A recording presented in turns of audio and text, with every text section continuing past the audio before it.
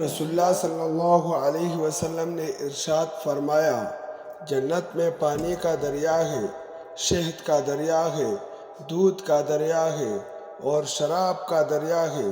پھر جنت والوں کے جنت میں داخل ہونے کے بعد نہریں نکلیں گی۔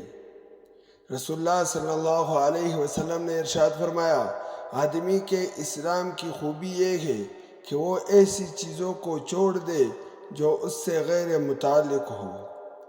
رسول اللہ صلی اللہ علیہ وسلم نے ارشاد فرمایا، دو بھوکے بھیڑیے جنہیں بکریوں کے ریوڑ میں چھوڑا جائے تو وہ ان کے لیے اتنا نقصان دہ نہیں جتنی آدمی میں مال و جاہ کی حرص اس کے دین کے لیے نقصان دہ ہے۔ رسول اللہ صلی اللہ علیہ وسلم نے ارشاد فرمایا، اپنے بھائی سے نہ جھگڑا کرو، نہ اس کا مذاق اڑاؤ، نہ اس سے کوئی ایسا وعدہ کرو جس کی خلاف ورزی کرو۔ رسول اللہ صلی اللہ علیہ وسلم نے ارشاد فرمایا، اللہ تعالیٰ نے میری امت کے دلوں میں پیدا ہونے والے وسوسوں کو معاف کر دیا ہے جب تک وہ انہیں عمل یا زبان پر نہ لائے۔ رسول اللہ صلی اللہ علیہ وسلم نے ارشاد فرمایا، ابن آدم کہتا ہے میرا مال میرا مال۔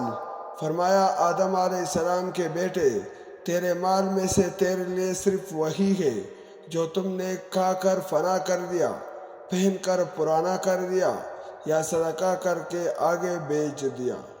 رسول اللہ صلی اللہ علیہ وسلم نے ارشاد فرمایا، جس قوم میں گناہ کے کام کیے جاتے ہو پھر وہ اس سے روکنے پر قادر ہو اور نہ روکے تو قریب ہے کہ اللہ ان سب کو عذاب میں گرفتار کر لے۔ رسول اللہ صلی اللہ علیہ وسلم نے ارشاد فرمایا، تمہارا رب اپنے بندے کی اس بات سے خوش ہوتا ہے جب وہ کہتا ہے، اے اللہ میرے گناہ بخش دے، کیونکہ تیرے سوا کوئی اور ذات نہیں ہے جو گناہوں کو معاف کر سکے۔